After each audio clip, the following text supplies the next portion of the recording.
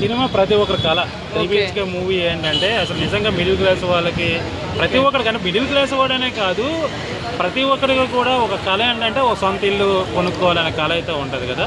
అలాంటి సబ్జెక్ట్ దాని మీదే ఫైనల్గా తండ్రి ఎలాగైనా సొంత ఇల్లు ఒకటి కావాలని కొడుకులు చదివించడం, పిల్లల్ని కూతురు కొడుకుని చదివించుకొని సొంత ఇల్లు ఉండదు.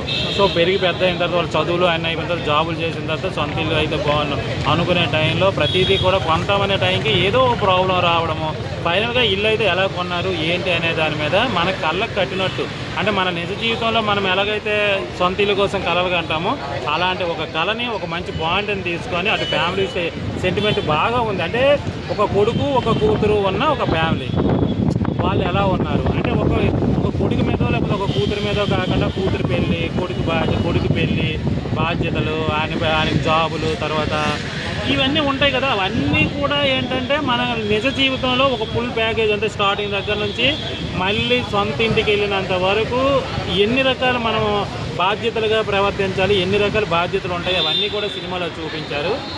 చాలా రోజుల తర్వాత సిద్ధార్థకు ఒక హిట్ పడిందని చెప్పొచ్చు. ఎక్కలేదు కానీ ఈ సినిమా మాత్రం ఎస్పెషల్లీ బాగుంది, అందరికీ ఎక్కే విధంగా ఉంది, ప్రతి ఒక్కరికి కూడా కనెక్ట్ అయ్యే విధంగా ఉంది. చాలామంది అంటే అంతేకాకుండా ఎంత సెంటిమెంట్ ఉందో అంత ఎంటర్టైన్మెంట్ కూడా ఉంది, అలాగే లవ్ స్టోరీ ఉంది, ఫ్యామిలీ స్టోరీ ఉంది, ప్రతి ఒక్కరికి కనెక్ట్ అయిన ఒక మంచి ఫ్యామిలీ స్టోరీ. ఈరోజు రిలీజ్ అయిన దాంట్లో మంచి ఫ్యామిలీ స్టోరీ మాత్రం 3 BHK అనిపించింది. ప్రతి ఒక్కరికి కూడా చాలా చాలా నచ్చే పాయింట్స్ అయితే ఈ సినిమాలో ఉన్నాయి, కనెక్ట్ అవుతాయి, అందరికీ కనెక్ట్ అవుతాయి.